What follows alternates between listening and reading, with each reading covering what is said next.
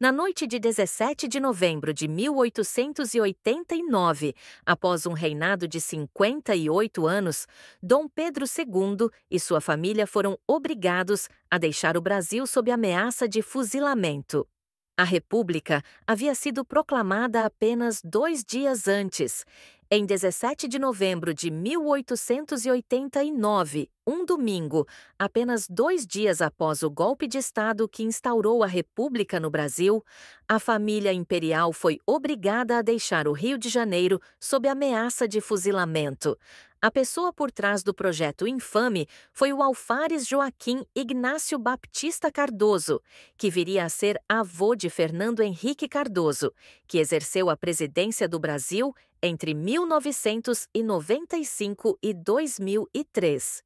De acordo com o historiador Laurentino Gomes, em sua obra 1889, Dom Pedro II e sua família foram salvos graças à intervenção de Benjamin Constant, que se tornaria o primeiro-ministro da Guerra do Brasil entre 1880 e 1890. Ao saber dos planos de Batista Cardoso, Benjamin Constant ficou horrorizado e proferiu a frase: "Ah, o senhor é um sanguinário." A mensagem comunicando formalmente a destituição de Dom Pedro II, a mudança de regime e a ordem de exílio havia sido entregue ao agora ex-imperador, quando o mesmo e sua família se encontravam no Paço Imperial sob forte vigilância. O oficial responsável por entregar dito documento foi Frederico Solon de Sampaio Ribeiro, que alcançaria a patente de major dentro do Exército. Ainda consternado pela mudança de regime e não sabendo como se dirigir a Dom Pedro II, Laurentino Gomes, em 1889, afirma que Frederico Solon primeiramente usou a forma de Vossa Excelência, que era um tratamento tipicamente republicano.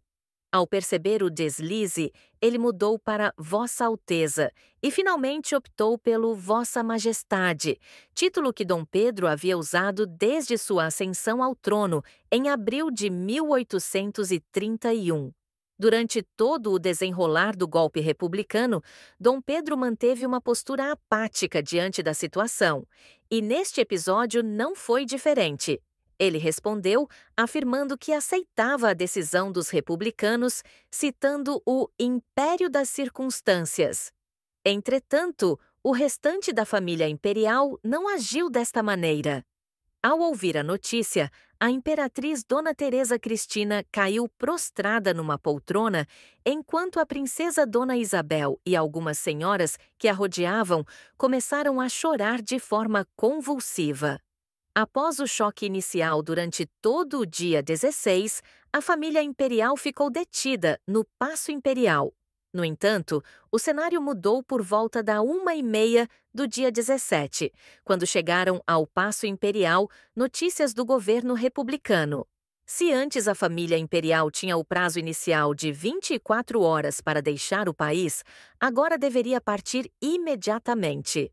Antes, o embarque estava marcado para as 14 horas do dia seguinte, o que deixava tempo de sobra para descansar e tentar organizar as coisas antes de se dirigir para o cais. Além disso, os filhos de Dona Isabel ainda estavam por chegar de Petrópolis.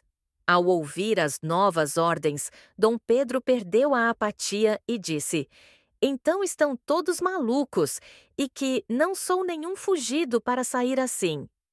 Ele só decidiu acatar as ordens após ouvir os conselhos de Arthur Silveira de Mota, barão de Jaceguai, a fim de evitar conflitos inúteis.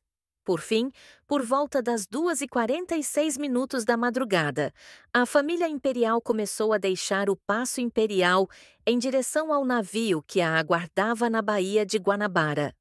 O escritor e jornalista Raul Pompeia testemunhou os últimos momentos da família imperial no Brasil, que foram marcados por uma profunda tristeza. De acordo com o seu registro, Dom Pedro, Dona Teresa Cristina, Dona Isabel e o Conde Deu se acomodaram dentro de uma carruagem que os aguardava do lado de fora do Paço Imperial. Os demais seguiram a pé.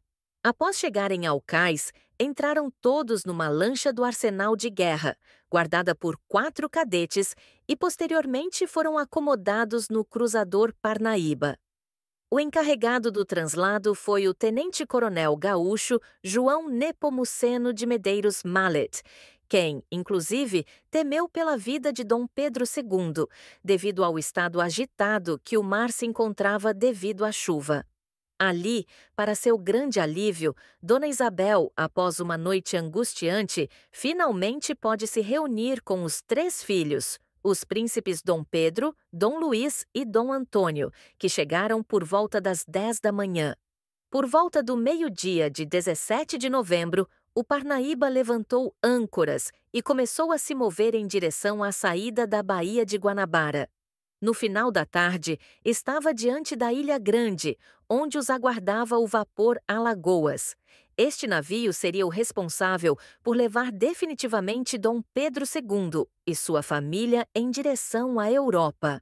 Ao saber da partida do imperador, Benjamin Constant afirmou: "Está cumprido o mais doloroso dos nossos deveres."